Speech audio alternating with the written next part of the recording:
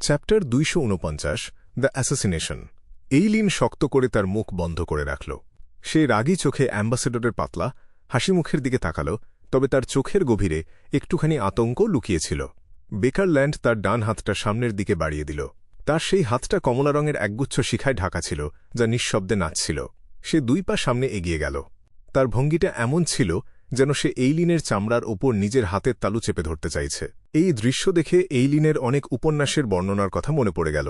সেসব উপন্যাসে নিষ্ঠুর জেরাকারীরা তাদের শিকারের শরীরে লাল তপ্ত লোহা দিয়ে ছ্যাঁকা দিত, যার ফলে শিকারকে এক ভয়ঙ্কর যন্ত্রণাদায়ক অভিজ্ঞতার ভেতর দিয়ে যেতে হতো।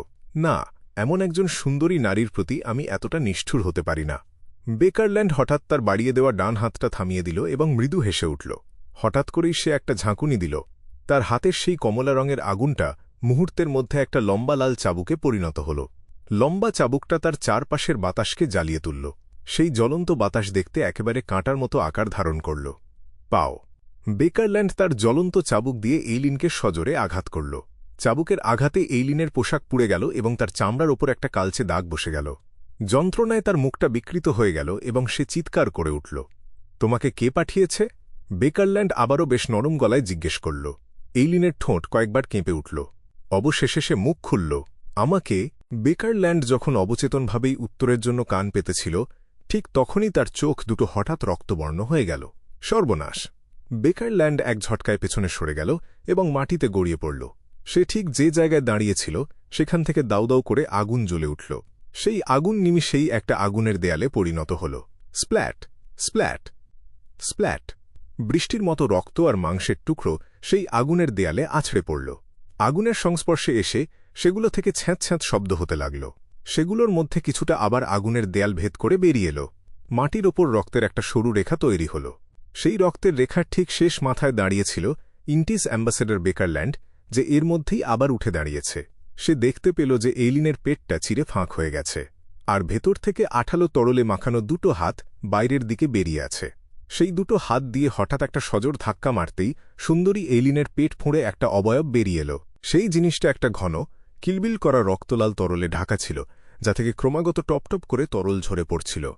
আকারে এটা প্রায় একজন পূর্ণবয়স্ক মানুষের সমান ছিল।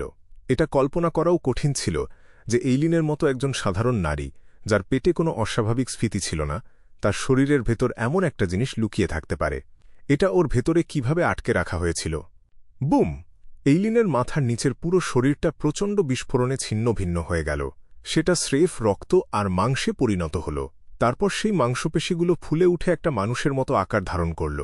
ঝরে পড়া তরলের সাথে মিশে সেটা একটা অদ্ভুত লাল রঙের আলখেল্লায় পরিণত হল। অবয়বটি এবার তার আসল রূপ প্রকাশ করল। এটা এতটাই সুন্দর ছিল যে দেখতে একেবারে একজন নারীর মতো লাগছিল। তার পরনের রক্তলাল আলখেল্লাটা আগুনের আলোয় একটা ফুটন্ত ফুলের মতো দেখাচ্ছিল। রোজ বিশপ! একজন অভিজ্ঞ গোয়েন্দা কর্মকর্তা হিসেবে বেকারল্যান্ড সাথে সাথেই তার সামনের এই জিনিসটার সিকোয়েন্সের নাম চিনে ফেলল। সিক্রেট সাপ্লিয়েন্ট পাথওয়ের সিকোয়েন্স 6, রোজ বিশপ। রক্ত আর মাংসের জাদুর ক্ষেত্রে প্রতিটি রোজ বিশপই একজন বিশেষজ্ঞ। এই সিকোয়েন্সের বিয়ন্ডাররা অন্যদের শরীরের ভেতর লুকিয়ে থাকতে পারত, আর এভাবেই তারা সব ধরনের তল্লাশি এড়িয়ে যেতে পারত। কিন্তু যেই মুহূর্তে তারা বেরিয়ে আসত, সাথে সাথেই সেই আশ্রয়দাতা তার নিজের প্রাণ হারাত। লর্ডের জন্য! এইলিনের অবশিষ্ট মাথাটা নিচু গলায় একবার আর্তনাদ করে উঠল। তারপর সে চিরকালের জন্য নিজের চোখ দুটো বন্ধ করে ফেলল। রোজ বিশপ তার ডান হাতটা বাড়িয়ে দিল। সে নিচ থেকে উপরে এবং ডান থেকে বামে ক্রমানুসারে নিজের বুকে 4 বার টোকা দিল। তার চোখে তখন রক্তের রং আর আগুনের আলো প্রতিফলিত হচ্ছিল। সেই চোখে সে বেকারল্যান্ডের দিকে তাকাল। তারপর সে হঠাৎ তার ডান পা দিয়ে সামনের দিকে এক ধাপ এগিয়ে গেল এবং আগুনের দেয়ালটা ভেদ করে পার হয়ে এল। আগুনে তার কোনোই ক্ষতি হল না। তার শরীর থেকে শুধু গাঢ় লাল রঙের তরল ক্রমাগত ঝরে পড়তে লাগল। বেকারল্যান্ড আবারও পিছিয়ে গেল। সে হঠাৎ গলা চড়িয়ে চিৎকার করে উঠল। কেউ একজন! আমাকে সাহায্য করো! যদিও তার সবচেয়ে যোগ্য সহকারী রোসাগো এবং বেশ কয়েকজন গোয়েন্দা এজেন্টকে একটা মিশনে পাঠানো হয়েছিল, তারপরেও দূতাবাসে বিয়ান্ডারদের কোনো অভাব ছিল না। তারা ছিল সামরিক কর্মকর্তা যারা লোয়েন কিংডম থেকে অনুমতি পেয়েছিল। তারাই ছিল এখানকার উপস্থিত প্রতিরক্ষা বাহিনী। একজন সিকোয়েন্স 5, একজন সিকোয়েন্স 6, 3 জন সিকোয়েন্স 7, আর তার সাথে প্রায় 10 জন সিকোয়েন্স 8 এবং 9 একটা মিলিত দল। বেকারল্যান্ডের গলার আওয়াজ পুরো ঘরে প্রতিধ্বনিত হল, কিন্তু সেই আওয়াজ ঘরের বাইরে বের হল না। বাইরের বাজনা থামল না এবং নাচের আসর আগের মতোই চলতে থাকল। মনে হচ্ছিল যেন এই ঘরটা সম্পূর্ণ বিচ্ছিন্ন একটা আলাদা জগৎ হয়ে গেছে। এটা বেকারল্যান্ড তার চিৎকার থামিয়ে দিল। সে চোখ সরু করে চারপাশটা একবার দেখে নিল। রোজ বিশপের কাজ করার কোনো তাড়া ছিল না। সে মৃদু হেসে বলল, এটা তোমার নিজের ইচ্ছাতেই হয়েছে, যে নিয়মগুলো তুমি নিজেই ঠিক করেছিলে। তুমি প্রহরীদের বলেছিলে যেন তারা তোমাকে বিরক্ত না করে বা তোমার কাছে না আসে, অথবা অন্য কাউকেও যেন তোমার কাছে আসতে না দেয়। হ্যাঁ, আমি শুধু তোমার সেই ইচ্ছে আর নিয়মগুলোকে একটু বড় করে দিয়েছি এবং সামান্য বিকৃত করে দিয়েছি।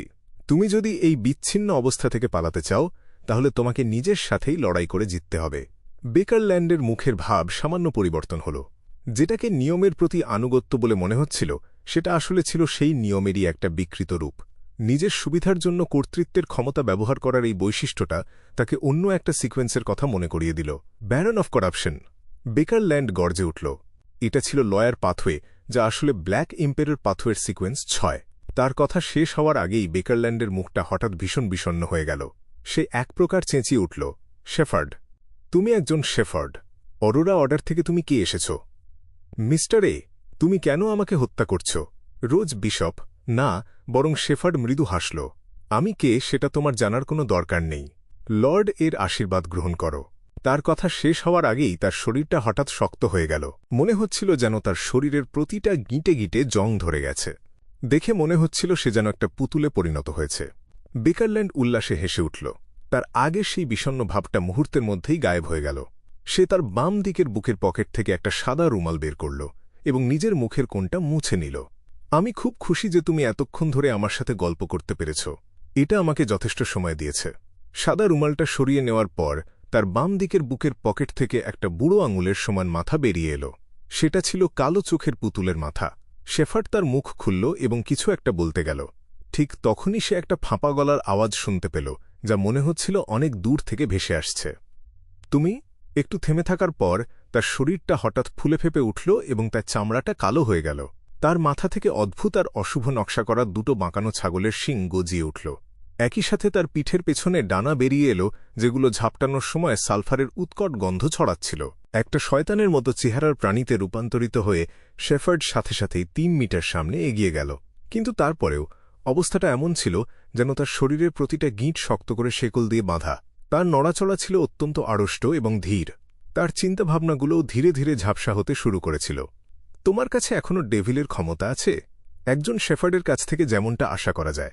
চলো, আমি তোমাকে তোমার লর্ডের কাছে পাঠিয়ে দিই।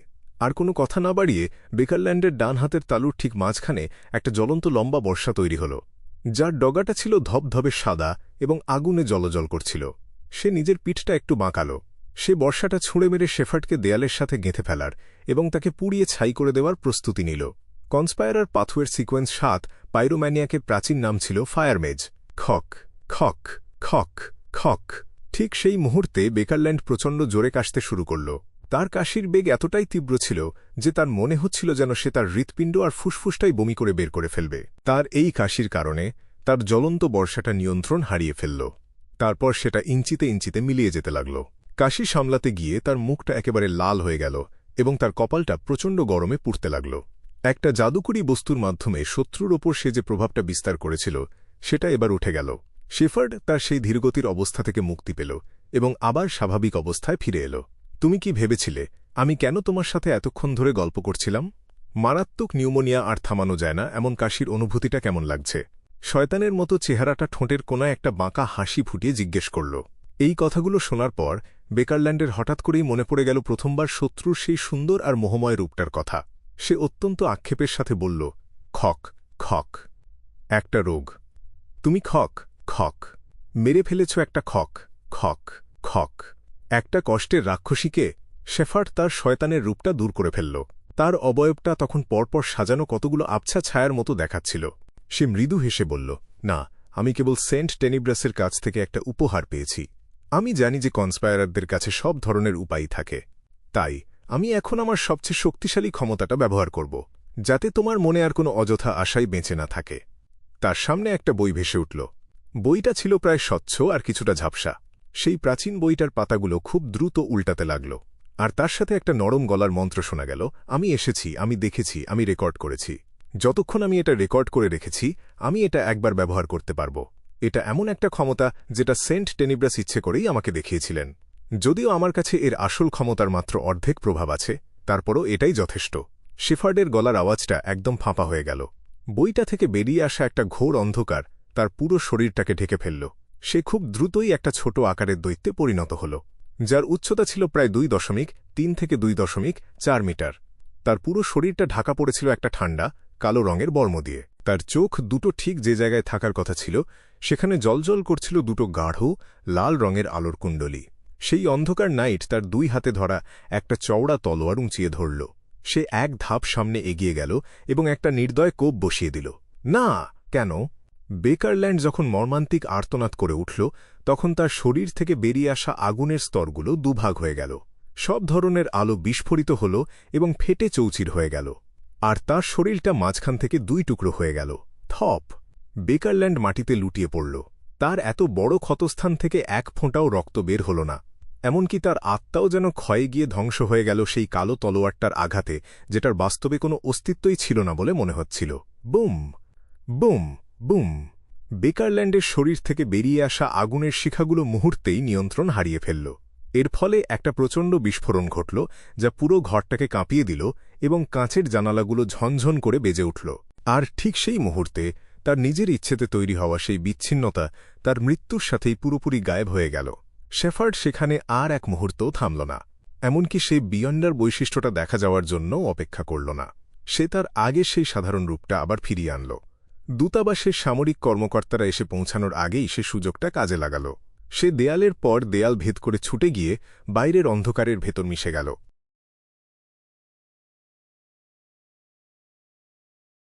15 নম্বর মিন স্ট্রিটে ক্লাইন দরজার হাতলের ওপর নিজের ডান হাতটা রেখে একটু থামল। সে সিদ্ধান্ত নিল যে দরজা খোলার আগে সে একটা কয়েন ছুঁড়ে দেখবে। যেহেতু ইয়ানের মধ্যেই চলে এসেছে, তাই সে স্বপ্নে যে পূর্বাভাসটা দেখেছিল সেটা ইতোমধ্যেই ঘটে গেছে। এর মানে হল বিপদ এখন যে কোনো মুহূর্তেই এসে হাজির হতে পারে। বাইরের আগন্তুক বিপদ ডেকে আনবে, এই কথাগুলো বিড়বিড় করতে করতে ক্লাইন একটা কোয়ার্টার পেন্স কয়েন ওপরের দিকে ছুঁড়ে মারল। সে তাকিয়ে দেখল কয়েনটা তার হাতের তালুতে এসে পড়ল, যেটার সংখ্যার দিকটা উপরের দিকে মুখ করে আছে। নেগেটিভ ক্লাইন নিজের মনে বিড়বিড় করল। তারপর সে দরজার হাতলটা ধরার জন্য হাত বাড়াল। তবে সে তার সতর্কতা মোটেও কমাল না। সে জানত যে অ্যাম্বাসেডরের দলে তার মতোই একই পাথরের একজন মিড সিকোয়েন্স বিয়ান্ডার আছে, যে কিনা তার ভবিষ্যদ্বাণীতে বাধা সৃষ্টি করতে পারে। যদি সেটা সত্যিই সেই লোকটা হয়ে থাকে, তবে তার পক্ষে এমন ভুল ফলাফল পাওয়াটাই সবচেয়ে স্বাভাবিক ব্যাপার। এটা সত্যিই দুঃখজনক যে ধূসর কুয়াশার উপরে গিয়ে এটা তদন্ত করার মতো সময় বা সুযোগ কোনোটাই আমার কাছে নেই। ক্লাইন তার স্পিরিট ভীষণ ব্যবহার করে এক মুহূর্তের জন্য দরজার ওপারে তাকাল। সবকিছু ঠিক আছে বুঝতে পেরে সে দরজাটা খুলে ফেলল এবং 2 পা পিছিয়ে গেল। একটা সাদাকালো ছক্কাটা ইউনিফর্ম পরা সার্জেন্ট ফ্যাক্সিন নিজের টুপিটা খুলল। সে অত্যন্ত গম্ভীর মুখে বলল, ঊর্ধ্বতন কর্মকর্তারা আমাকে পাঠিয়েছেন আপনাকে এটা বলার জন্য যে আজ রাতে আর আগামীকাল আপনাকে অবশ্যই খুব সাবধানে থাকতে হবে। অপরিচিতদের থেকে সাবধানে থাকবেন।